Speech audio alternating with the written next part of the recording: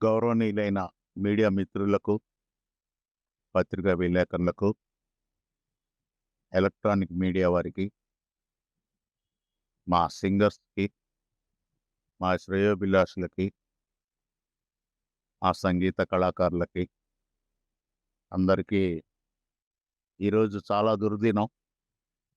ముఖ్యంగా నాకు ఎస్. జానకమ్మతో ఉన్న అనుబంధం చాలా గొప్పది. 2008వ సంవత్సరం నుంచి నేను ఆమెతో కలిసి ఎన్నో కార్యక్రమాల్లో పాల్గొనటం జరిగింది.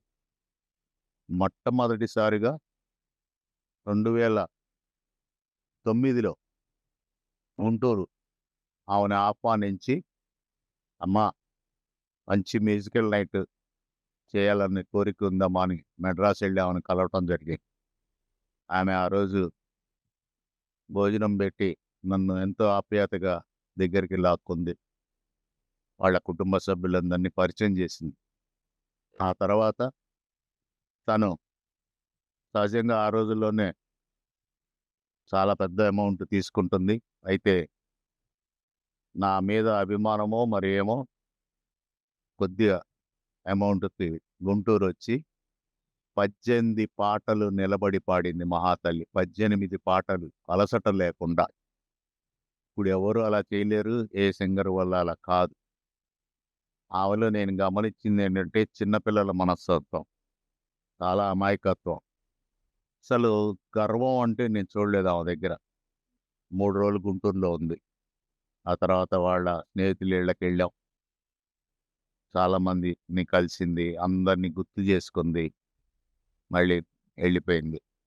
ఆ తర్వాత మళ్ళీ 2010లోనో, 11లోనో గుంటూరు జిల్లా 100 ఏళ్లు పూర్తయిన సందర్భంగా మళ్ళీ ఆమెని, వాణి జయరాంని, పిబి శ్రీనివాస్ గారిని, అలాగే మన మొట్టమొదటి గాయని మహాతల్లి ఆమెని అందరిని పిలిచాను.